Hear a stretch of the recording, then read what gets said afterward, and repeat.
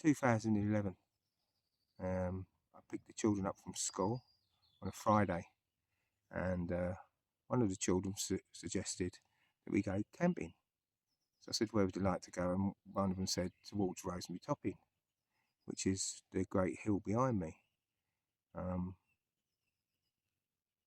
We left Whitby after packing our gear, and were en route on the X93 bus by about 4:30, arriving at Moorsholme about another 30 odd minutes later, and then we decided to walk from there across the moor and along to the location I'm at now.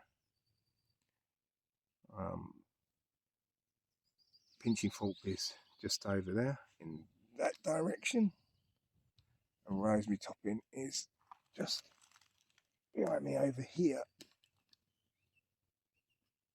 in this direction. I arrived here with the children somewhere between 7:30 and 8 o'clock, and we set up our small tent, which was a 2-man tent, but snug and warm with 3 children, myself in. We made dinner, and I made them all a hot drink, and then because they were so tired after their long walk, they all went to sleep in their sleeping bags, and I snuggled down into mine and went to sleep. Around 1 AM to 2 AM in the morning, I believe, I can't say that with certainty, I was awoken by a noise outside of the tent. There was a scratching and breaking of twigs outside. At first, up until the point of the breaking of twigs, I thought it was maybe a fox or a badger just mooching around. But when I heard twigs break, it seemed something heavy and bigger, and I thought maybe there was people outside. Now, I'd heard stories of people doing all sorts up outside in this sort of area, so I was a bit apprehensive, to say the least, and worried about my children. So I grabbed hold of the only thing I had in the tent that I could maybe mount a defence if anything really did attack us, and that was my small Moira Frost bushcraft knife. And I placed it here, laid down, just thinking, if anyone comes in, please, you know, I didn't really want a confrontation. And suddenly I got it an hour ago, so I thought it's definitely people. And then the zip on the inner go, and as the zip on the, there's like a mesh fell away, I was in a state of abject terror of what came through. A face that was phasing in and out, and I couldn't quite focus on, came down in front of me like my hand is doing, and then it reached out its arms towards my son, who was at the bottom of the tent, and I couldn't move. It was as if I was frozen in place, but I was totally aware and totally awake, could move my eyes. And it was at this point it turned around and looked at me and just went like this, poof, and touched me right there on my head, and I just blacked out. The next thing I know, I felt the sensation of floating, and I was being taken across that field behind us.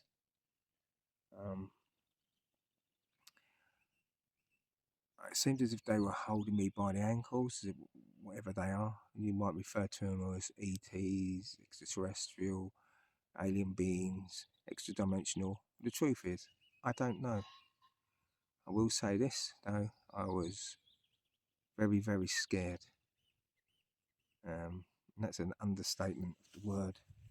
Fear, so intense. The other thing that I'd noticed during my time of the actual incident in the tent was how quiet everything was. At the moment there's birds and insects and there's a lot of chatter, but it was deathly silent. And I was taken across this field, and in the field over here there was a kind of elongated sort of tic-tac shape, silver metallic, what you'd call UFO or UAP now, but I don't know what they are. And it had a door open with what you can only refer to as a ramp, and there was light emanating from the inside of it. But other than that, it was quite dull. It was a starry night, and back to me being floated towards this craft, and my head's to the side, and I can see my children, first my son, and my daughter, and then my other daughter, being taken up the ramp, and it was as if they were just being held at the ankle and just floating into this vehicle or whatever it was. And then once again, this thing just looked round, saw I was conscious, and boom, and I was out, gone. My next memory, I woke up in the tent, looking around me. There was lots of leaf litter and grass and bits of larch twig. And I was thinking to myself, where's all this come from? Like, there's no way that any of the children would have got out of their bags and gone past me to get out of the tent without me knowing. It just wouldn't have happened. And it was very, very unusual. You see, when we got in the tent initially, we all took our boots off and then our socks, and I've done a tick check on everyone to make sure there's no ticks. And the other thing to do is make sure there's no leaf litter or anything, because they could carry little ticks that they want to get into you and bite you. And I'm well aware of things like Lyme's disease, so I didn't want anything like that in the tent. And I took the relevant precautions, so our boots were in the porchway. So there was no debris in the tent, and there was no debris in the porchway, because I've kept that clean as well. And there's all this leaf litter. And I'm looking around just thinking, what's going on here? When my son woke up and says to me, last night these tall skinny Chewbaccas came and they took us off across the field into a spaceship. That was his words. I just said to him he's dreaming at first, and then his sister woke up and without any prompting said the same, and his other sister woke up saying the same thing. And I just made breakfast, we packed up tent, and we talked a little about it, and then went home. For the last 15 years, I've spent many times trying to draw these creatures, and I can see the shape and outline of the body. They were quite tall, I'd say between 7 and 8 foot at least. Skinny, black hair, or what seemed like hair that moved. It was as if, like, it was constantly in motion. And the face, just the eyes. There's nothing I can do, even when I do the images that you'll see on these videos, to replicate it accurately. And I have tried, believe me, I've tried many, many times.